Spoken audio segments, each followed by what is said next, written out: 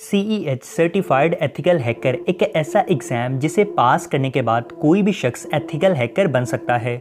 और CEH की certification hacking की दुनिया में सबसे ज़्यादा पॉपुलर सर्टिफिकेशन है, क्योंकि जब भी कोई भी हैकर अपनी हैकिंग की जर्नी स्टार्ट करता है तो वो फर्स्ट ऑफ ऑल CEH का एग्ज़ाम ही पास आउट करता है। और CEH का एग्ज़ाम पास करने के बाद एक सर्टिफिकेशन दी जाती है जिसे CEH सर्टिफिकेशन कहा जाता है। और जिस किसी के पास भी ये सर्टिफिकेशन आ जाती है उससे सर्टिफाइड एथिकल हैकर कहा जाता है। CEH का अभी जो लेटेस्ट वर्जन है उसे V11 यानी कि वॉल्यूम 11 कहा जाता है। यानी कि हैकिंग की दुनिया में CEH का एग्ज़ाम और CEH की सर्टिफिकेशन बड़े टाइम से चलती आ रही है और ये वॉल्यूम 1 से स्टार्ट हुई और अभी के टाइम पे वॉल्यूम 11 तक पहुंच चुकी है और जल्दी ही CEH में वॉल्यूम 12 भी देखने को मिल जाएगा।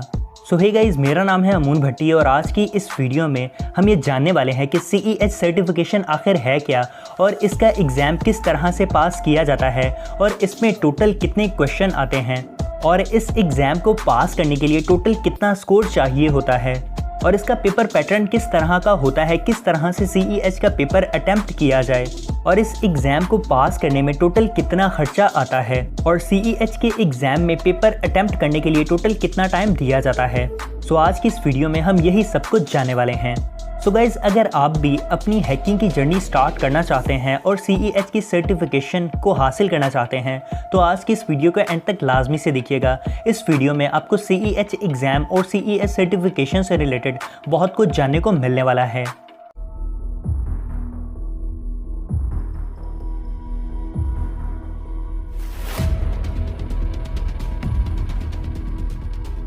चलिए तो guys, let's get started. Guys, CEH एक इंटरनेशनल सर्टिफिकेशन है जो कि हैकर्स में बहुत ही ज़्यादा पॉपुलर है कि ये हैकिंग की सबसे बेसिक सर्टिफिकेशन है।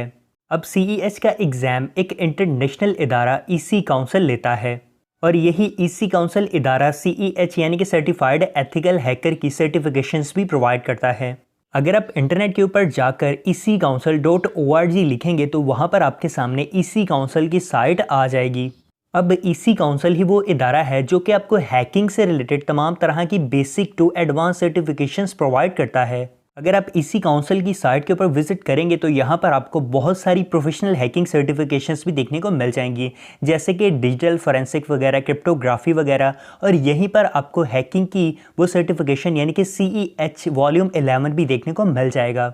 अब हम यहाँ पर CEH के एग्ज़ाम के बारे में बात कर लेते हैं। CEH का एग्ज़ाम 2 फेजेज़ में कंप्लीट होता है। पहले फेज़ में थ्योरी और दूसरे फेज़ में प्रैक्टिकल किया जाता है।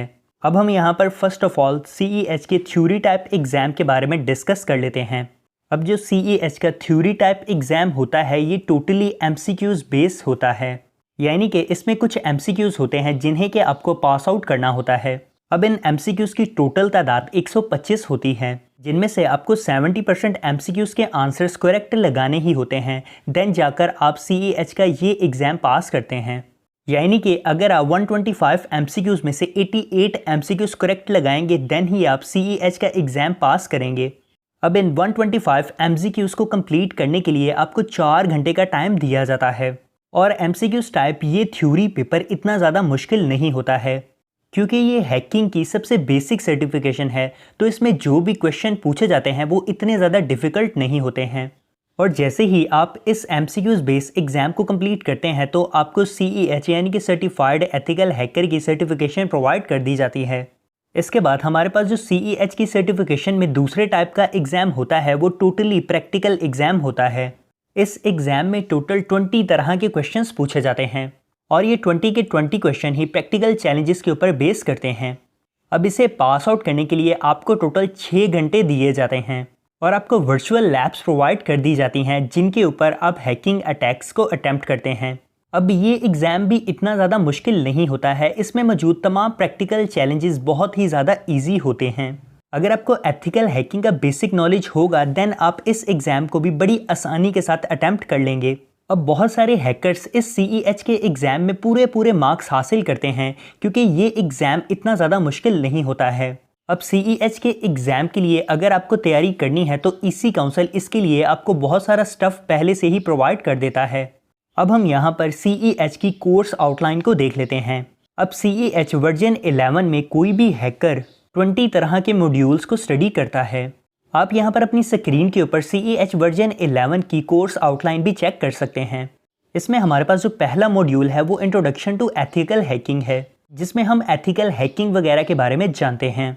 इसके बाद footprinting and reconnaissance, then network scanning के नेटवर्क को किस तरह से स्कैन किया जाता है, फिर एन्यूमरेशन वगैरह।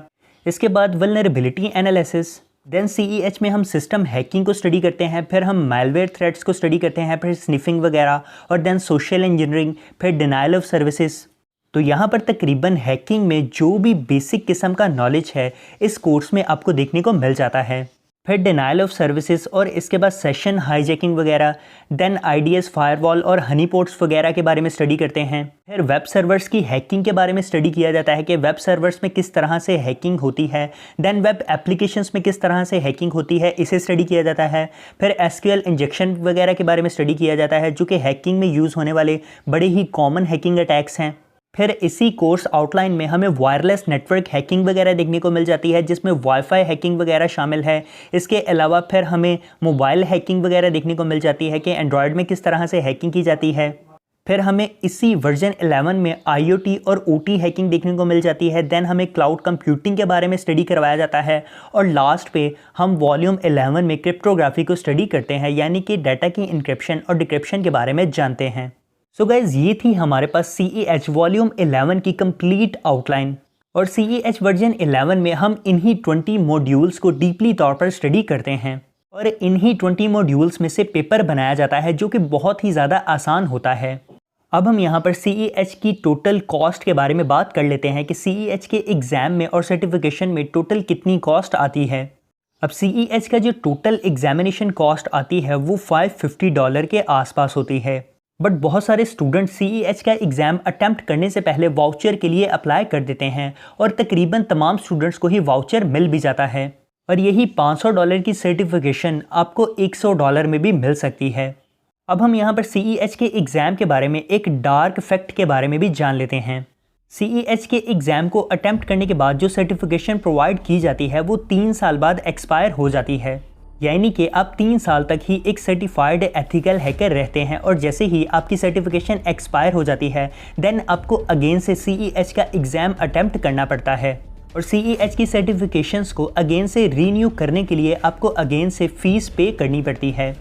अब CEH के एग्ज़ाम को कंप्लीट करने के लिए आपके लिए किन कंडीशंस का होना रिक्वायर्ड है। सो फर्स्ट ऑफ ऑल तो आपको हैकिंग की बेसिक्स का आइडिया होना चाहिए। हैकिंग अटैक्स के बारे में पता होना चाहिए कि किस तरह से कौन सा हैकिंग अटैक किया जाता है, और सिक्योरिटी के बारे में नॉलेज होना चाहिए। और अगर आपका साइबर सिक्योरिटी को लेके कोई पास्ट एक्सपीरियंस है देन आप इजीली इस एग्ज़ाम को पास आउट कर जाएंगे। इसके अलावा आप CEH के एग्ज़ाम को पास करने के लिए CEH की ऑफिशियल ट्रेनिंग भी ले सकते हैं, जिसके लिए आपको अलग से फ़ीस पे करनी पड़ती है। बट बहुत सारे एथिकल हैकर इस CEH की ऑफिशियल ट्रेनिंग को लिए बिना ही CEH का एग्ज़ाम पास कर लेते हैं। सो आई होप गाइस कि आज की ये वीडियो आपके लिए फ़ायदेमंद साबित रही होगी, और आपको CEH की एग्ज़ाम और CEH की सर्टिफिकेशन के बारे में तमाम नॉलेज मिल चुका होगा। अगर आपको ये वीडियो पसंद आई हो तो वीडियो को लाइक करना मत भूलिएगा। इसके अलावा अगर आप इस चैनल पर पहली बार आए हैं और साइबर सिक्योरिटी और एथिकल हैकिंग से जुड़े रहना चाहते हैं तो हमारे चैनल को फ़ौरन से सब्सक्राइब कर लें, और साथ ही साथ बेल आइकन को भी दबा दें, ताकि हमारी आने वाली न्यू और इंटरेस्टिंग वीडियोस के नोटिफिकेशंस सबसे पहले आप तक पहुंच जाएं। सो मिलते हैं आपसे नेक्स्ट वीडियो में। Take care and good bye.